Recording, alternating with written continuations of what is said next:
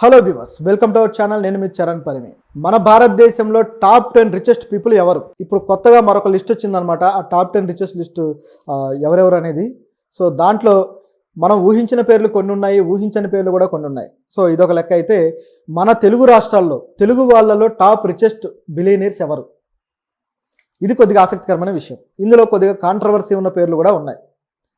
So ఇది ఇప్పుడు వచ్చిన లిస్ట్ ఏంటంటే హురున్ ఇండియా రిచ్ లిస్ట్ అని చెప్పేసి ఒక హురున్ అనే వెబ్సైట్ వాళ్ళు సో ఈ విధంగా వీళ్ళు చేస్తూ ఉంటారనమాట. ఈ సంస్థ ఇట్లా సర్వే చేసి ఎవరెవరు ఉన్నారు ఏంటి అనేది లెక్క తెలుస్తూ ఇస్తూ ఉంటారు రాష్ట్రాల వారీగా, అలాగే దేశవ్యాప్తంగా ఈ విధంగా. అయితే ఇందులో ఈసారి అయితే హైదరాబాద్ నగరం బెంగళూరును కూడా వెనక్కి నెట్టి 3వ స్థానంలోకి చేరుకుంది. అంటే బిలియనీర్స్ ఎక్కువగా నివసిస్తున్న సిటీ ఏదన్నా ఉందంటే అది అందులో 3వ స్థానంలో ఇది ఉంది, హైదరాబాద్. అదేవిధంగా బిలియనీర్స్ ఎక్కువగా నివసిస్తున్న రాష్ట్రం ఏది అన్నప్పుడు తెలంగాణ 5వ స్థానంలో ఉంది. బహుశా హైదరాబాద్ వల్లే అయి ఉంటుంది అది కూడా.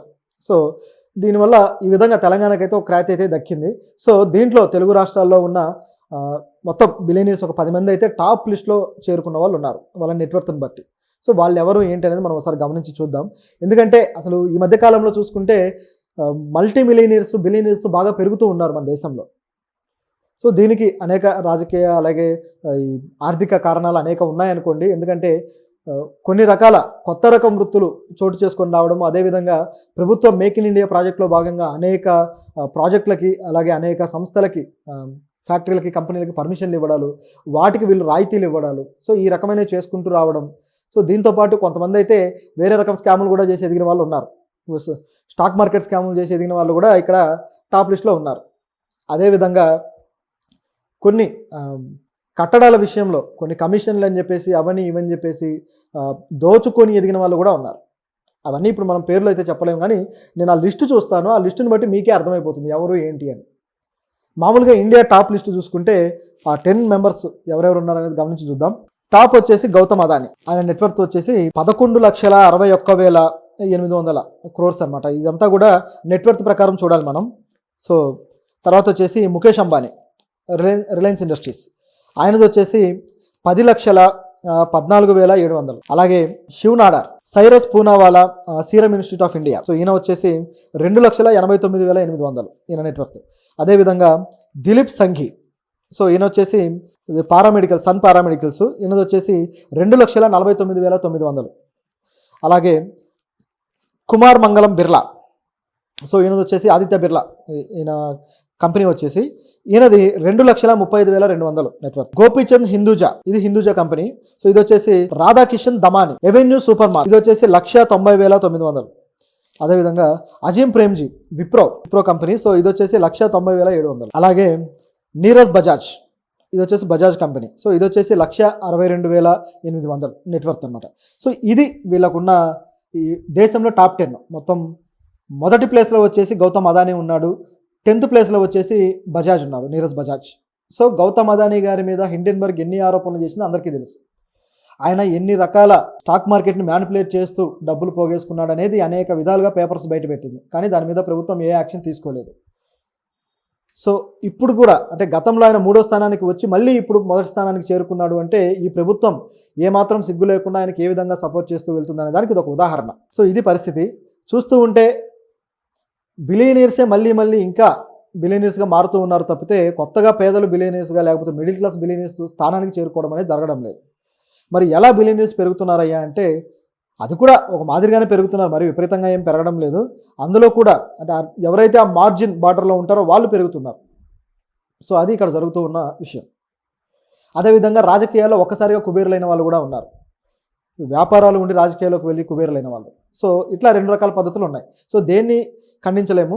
ఇక ఏపీకి సంబంధించి అలాంటి 2 రాష్ట్రాలకు సంబంధించి, తెలుగు రాష్ట్రాలకు సంబంధించి చూస్తే దీంట్లో ఒక 10 మంది టాప్ లిస్ట్ ఉంది. సో ఈ టాప్ లిస్ట్ కూడా చాలా ఇంట్రెస్టింగ్గా ఉందన్నమాట. సో ఈ 10 మంది ఎవరయ్యా అంటే దివీస్ ల్యాబొరేటరీకి సంబంధించి మురళీ దివి, ఈయనది వచ్చేసి 76,100 కోట్లు నెట్వర్క్. అదేవిధంగా మేఘా ఇంజనీరింగ్ పిచ్చిరెడ్డి గారు, ఇది ఈయన 54,800 కోట్లు. అదేవిధంగా మేఘా ఇంజనీరింగ్ పివి కృష్ణారెడ్డి, ఈయన 52,700 కోట్లు. ఈ మేఘా ఇంజనీరింగ్ గురించి మనం కూడా ఆల్రెడీ మాట్లాడుకున్నాం. సో ఈ వీళ్ళు ఏవైతే వీళ్ళ ప్రాజెక్టులు చేసే దాంట్లో వీళ్ళు చేస్తున్న పనులు కానీ సో వీళ్ళు బ్యాంకింగ్ సిస్టమ్ తోటి అంటే ఫారిన్ బ్యాంకింగ్ నుంచి పెట్టుబడి పెట్టించుకున్నట్టుగా లోన్లు తీసుకున్నట్టుగా క్రియేట్ చేయడం కానీ ఇందులో ఒక రకమైన అవకతవకలు చేశారు అనేది మనం గతంలో మాట్లాడుకున్నాం. సో ఇలాంటివన్నీ హెల్ప్ అయ్యాయి. నిజానికి ప్రతిపక్షాలు కూడా వీళ్ళ మీద గట్టిగా కౌంటర్లు కూడా ఇచ్చారు. మన దగ్గర తెలంగాణలో కట్టిన ప్రాజెక్టుల విషయంలో వీళ్ళు అవినీతి చేశారు అది ఇది అని చెప్పేసి. కానీ ఇది నిరూపించడానికి ఎవరూ లేరు. బీఆర్ఎస్ ప్రభుత్వం ఉన్నప్పుడు వీళ్ళకే ప్రాజెక్టులు ఇచ్చింది, కాంగ్రెస్ ప్రభుత్వం వచ్చినప్పుడు వీళ్ళకే ప్రాజెక్టులు ఇస్తుంది. ఏం జరుగుతుంది అనేది ఎవరికీ తెలియదు. సో వెనకాల ఉన్నది ఏంటంటే ఇంత నెట్వర్క్ అనమాట. సో దీంట్లో ఏమైనా జరగచ్చు. అలాగే Hetero labs B Parthasaradhi Reddy, so ఈయన వచ్చేసి 29,900 కోట్లు.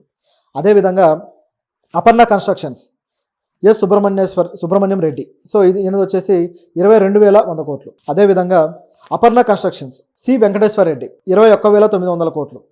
అదేవిధంగా MSN labs, so M Satyanarayana Reddy garu, ఈయనకి 18,500 కోట్లు. అదేవిధంగా my home industries Jupalli Rameshwar Rao garu, ఈయనది వచ్చేసి 18,400 కోట్లు. అలాగే doctor Reddy's K Satish Reddy garu, so ఈయనది వచ్చేసి 18,100 కోట్లు. అలాగే బయలాజికల్ మహిమా దాట్ల వీళ్ళది వచ్చేసి 13,600 కోట్లు. ఎక్కువగా మీరు గమనించి చూస్తే దీంట్లో ఒకటి కన్స్ట్రక్షన్ ఇండస్ట్రీస్లో ఉన్న వాళ్ళు ఎక్కువ ఉన్నారు.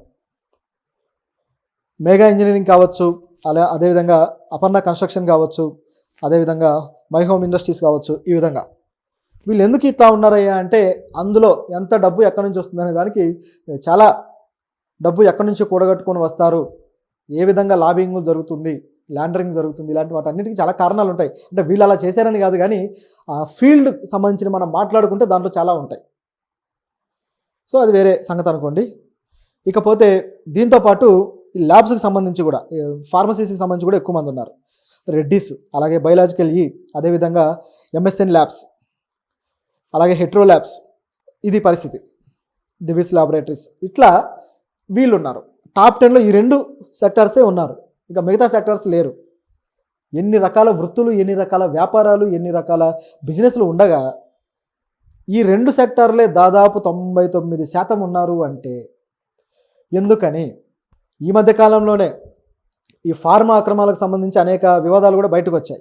ఆ కంపెనీల పేర్లు చెప్పలేం, కానీ కొన్ని బయటకు వచ్చేసి అది పెద్ద వివాదంగా మారిపోయి ఫార్మా వాళ్ళు వాటికి రేట్లు ఏ విధంగా పెడతారని చెప్పేసి ఒక కంపెనీ ఎండి, ఎవరైతే ఇలా ఫార్మా కంపెనీ ఎండి తన ఇంటర్వ్యూలో కూడా చెప్పడం జరిగింది. సో ఇట్లా ఫేక్ కూడా తీసుకొచ్చే వాళ్ళు ఉన్నారు, వీటి ద్వారా డబ్బులు ఏ విధంగా ప్రజల నుంచి దండుకుంటారు అని. నిజానికి మెడికల్ ఫీల్డ్కి సంబంధించి అయితే, ముఖ్యంగా ఫార్మాకి సంబంధించి వాళ్ళు ఏ రేటు చెప్తే ఆ రేటుకు మనం కొంటాం. ఒకటి జనరిక్ మెడిసిన్స్ మీద అవగాహన లేకపోవడము, రెండోది వీటిని సైడ్ చేసేసి ఈ బ్రాండెడ్ మెడిసిన్స్ని ఎక్కువగా అమ్ముకొని డబ్బులు చేసుకోవడము, ఇలాంటి రకరకాల ప్రయోగాలు జరుగుతూ ఉంటాయి దాంట్లో.